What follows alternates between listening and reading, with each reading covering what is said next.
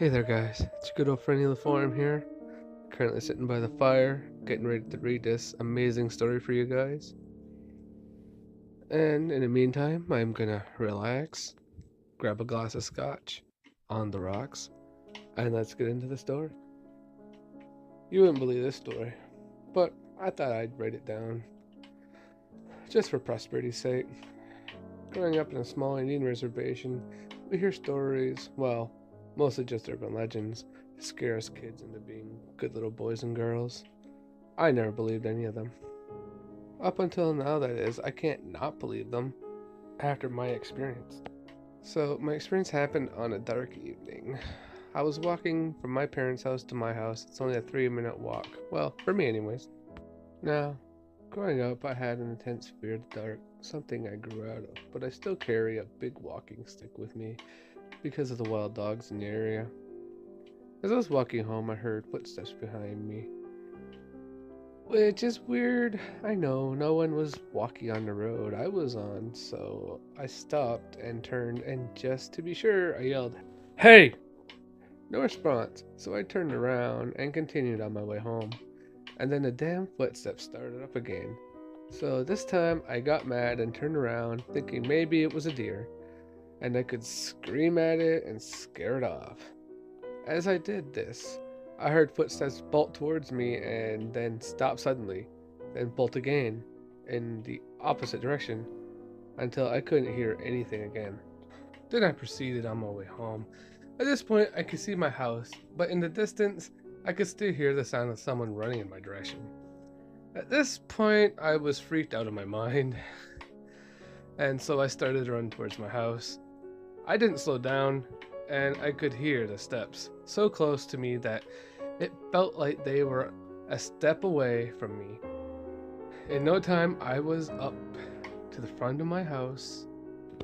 I was inside, the door was closed, and I was huffing and puffing, trying to catch my breath.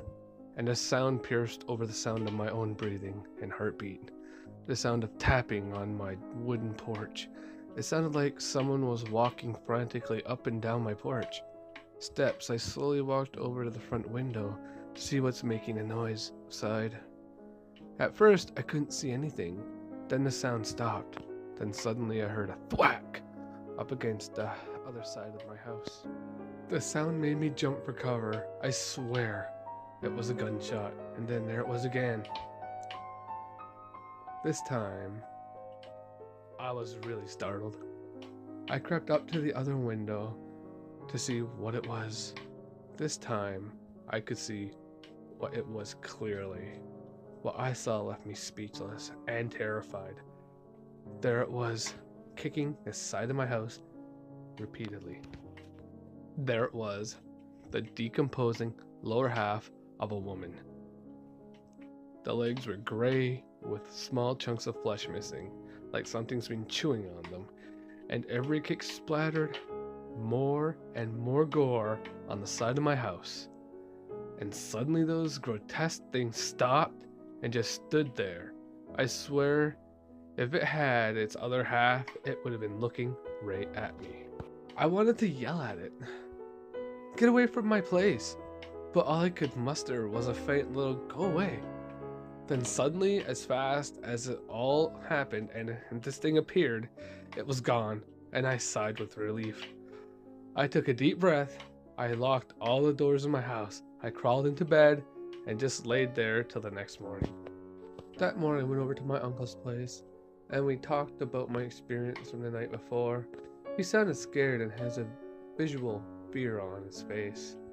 But he just said my mind was playing tricks on me. And it was probably a deer, like I thought in the first place. While I was leaving, I just knew he wasn't going to help me. But as I closed the door, my cousin said, either two things will happen. If the spirit died a painful death, it wouldn't stop until it attacked me. Now, depending on the spirit, it could attack me once and be done, or it could try to take my life. Hopefully it wouldn't do that unless it was a spirit of a person who didn't die a natural death. I interjected and said, it was in really rough shape and seemed insanely angry. with the amount of force it was extruding into the side of my house. At that point, he said he was sorry, and to make sure I don't go out at night, and if I did, not to go out alone. Needless to say, this didn't give me any confidence. So the next night, I stayed in my house and locked all the doors and went to bed. I suddenly woke up at 2 a.m. to a loud noise outside my house. It sounded like something was attacking my dog. I looked outside and saw my dog laying on the ground in a mess of her own. I rushed outside and grabbed her and said, "Chi-Chi, don't worry, it's going to be alright." I carried her into my house and laid her down on my bed and went to lock my door. At this point, Chi-Chi was whimpering, and I ran to take her to the bed, but I knew that thing was outside.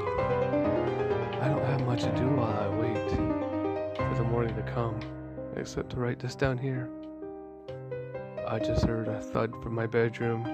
I think it's Chi-Chi, and it sounds like she's coming down the stairs. She must not want to be in the room alone. It's weird though. It kind of sounds like her paws are tapping the floor like a pair of bare feet. I hope you guys enjoyed that one. I know I did. So please, if you liked it, if you really liked it, give me a sub. Until next time, guys, stay creepy.